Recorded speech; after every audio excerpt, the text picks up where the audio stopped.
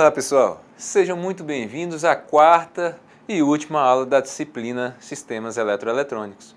Como já sabemos bem, para que consigamos aproveitar ao máximo e dinamizar os estudos, é muito importante que, além de assistir às videoaulas, vocês discutam e façam uma reflexão com colegas sobre os temas. Interagir nos fóruns e realizar as atividades que forem recomendadas também é de suma importância, pois só assim será possível aproveitar ao máximo que o curso tem a oferecer. Nesta última videoaula, estudaremos conversores de corrente de tensão contínua para alternada, que são os inversores, assim como as chaves estáticas. Os inversores são circuitos estáticos, isto é, não têm partes móveis, que convertem potência contínua em potência alternada, com a frequência e tensão ou corrente de saída desejada. A tensão de saída tem uma forma de onda periódica que, embora não senoidal, pode, com uma boa aproximação, chegar a ser considerada como tal. Dentre os vários tipos de inversores, destacamos de fonte de tensão, que são os VSI, que são utilizados nas fontes de tensão de funcionamento contínuo, ou UPS. O circuito básico pode gerar um sinal alternado a partir de um contínuo, monofásico, e é mostrado na figura seguinte.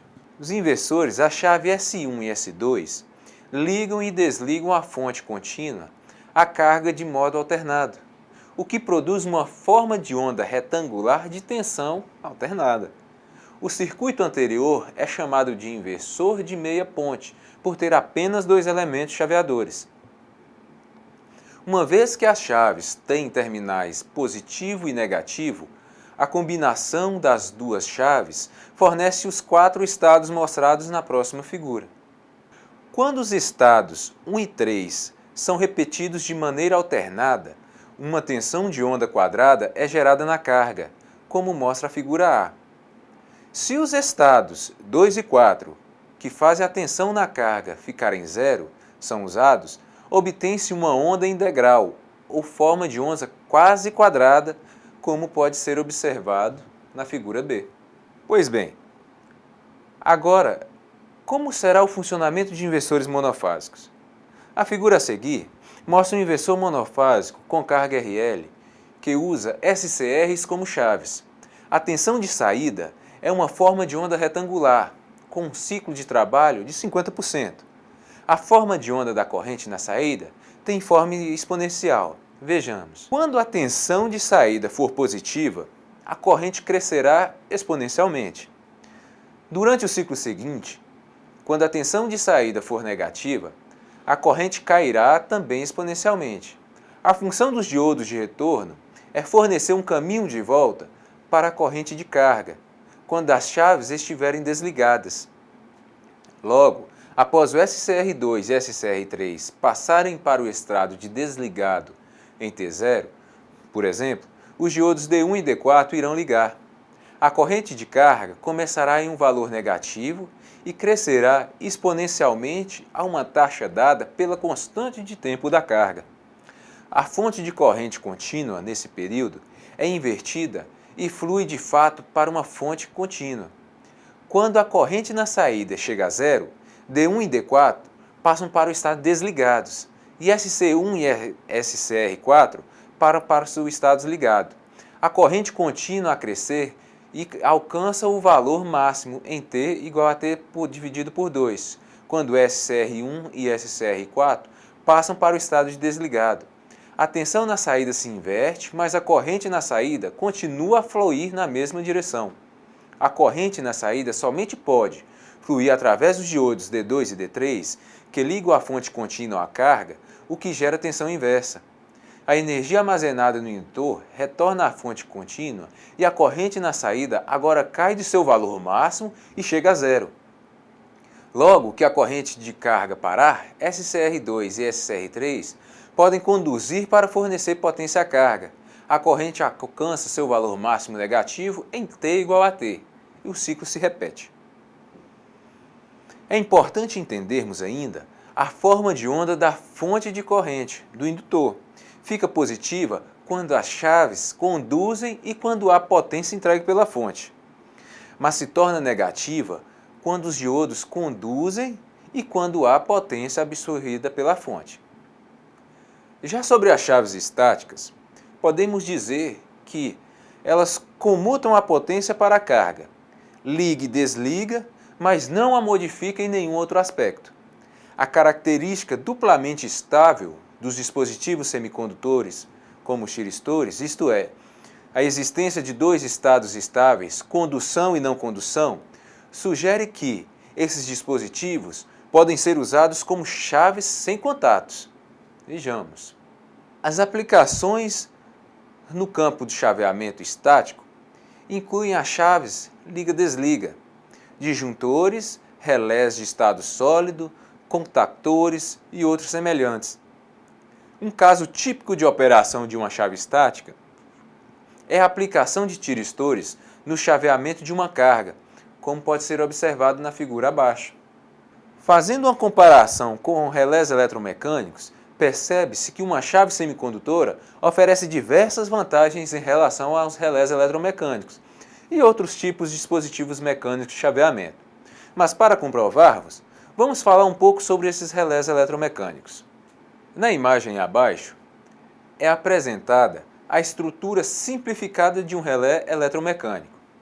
Nas proximidades de um eletroímã é instalada uma armadura móvel que tem por finalidade abrir ou fechar um jogo de contatos. Quando a bobina é percorrida por uma corrente elétrica, é criado um campo magnético que atua sobre a armadura, atraindo-a.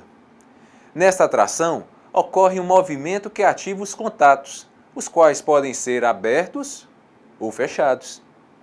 Isso significa que, através de uma corrente de controle aplicada, a bobina de um relé, podemos abrir ou fechar os contatos de uma determinada forma, controlando assim as correntes que circulam por os circuitos externos. Quando a corrente deixa de circular pela bobina do relé, o campo magnético criado desaparece e, com isso, a armadura volta à sua posição inicial pela ação da mola. Os relés se dizem energizados quando estão sendo percorridos por uma corrente em sua bobina capaz de ativar seus contatos. E se dizem desenergizados quando não há corrente circulando por sua bobina. A aplicação mais imediata de um relé com contato simples é no controle de um circuito externo, ligando ou desligando. Observe o símbolo usado para representar esse componente na imagem abaixo. Uma das características do relé é que ele pode ser energizado com correntes muito pequenas em relação à corrente que o circuito controlado exige para funcionar. Isso leva à possibilidade de controlarmos circuitos de alta correntes, como motores, lâmpadas e máquinas industriais, diretamente a partir de dispositivos eletroeletrônicos fracos, como transistores, circuitos integrados, fotoresistores, etc. A corrente fornecida diretamente por um transistor de pequena potência, da ordem de 0,1 A, não conseguiria controlar uma máquina industrial, um motor ou uma lâmpada, mas pode ativar um relé e, através dele, controlar a carga de alta potência. Outra característica importante dos relés é a segurança dada pelo isolamento do circuito de controle em relação ao circuito que está sendo controlado. Não existe contato elétrico entre o circuito da bobina e o circuito dos contatos do relé, o que significa que não há passagem de qualquer corrente do circuito que ativa o relé para o circuito que ele controla. Se o circuito controlado for de alta tensão, por exemplo, este isolamento pode ser importante em termos de segurança. Bom, agora que conhecemos os relés, vamos à comparação entre eles e as chaves estáticas. Uma chave semicondutora oferece diversas vantagens em relação aos demais dispositivos de chaveamento. Vejamos algumas delas. Propicia velocidades de chaveamento extremamente altas, porque a chave liga de imediato. 2. A operação é tranquila, porque não há partes móveis e não ocorrem centelhas. 3. A interferência eletromagnética EMI é minimizada. A vida útil é bem maior. 5. É imune a vibrações e choques mecânicos. É pequena e leve. Pode ser controlada eletronicamente. O custo é baixo. Na comutação, não há trepidação, oferece maior segurança e confiabilidade e oferece a possibilidade de controle à distância e de potência entregue à carga. Também existem os relés de estado sólido SSR. Esses diferem dos relés eletromecânicos, pelo fato de não apresentarem partes mecânicas móveis. A estrutura interna de um SSR é feita de semicondutores. Assim, ele pode operar em grandes velocidades comparado a um relé eletromecânico. Há duas categorias de SSR, os módulos I/O e chaves estáticas. Ambas são largamente utilizadas na indústria, sendo a primeira para baixas potências e empregada como interface entre o comando digital e pequenas cargas, solenoides, lâmpadas, eletroválvulas, etc. As chaves estáticas possuem o mesmo princípio de funcionamento dos módulos I/O, porém são projetadas para operar com carga de alta potência, grandes motores, por exemplo. Os semicondutores que formam os SSRs podem ser TJBs, MOSFETs, SCRs e outros tantos. Ainda há os SSR monofásicos e trifásicos que trabalham tanto em tensão contínua como em tensão alternada. A figura seguinte mostra dois tipos de SSRs. No primeiro, um com comando contínuo e no segundo, outro com comando alternado. Observemos ainda a isolação ótica entre o comando de entrada e o de saída. Bom, pessoal, finalizamos aqui nossa quarta e última videoaula. Espero que tenham gostado. Quaisquer dúvidas, podem entrar em contato. Até breve, sucesso para vocês!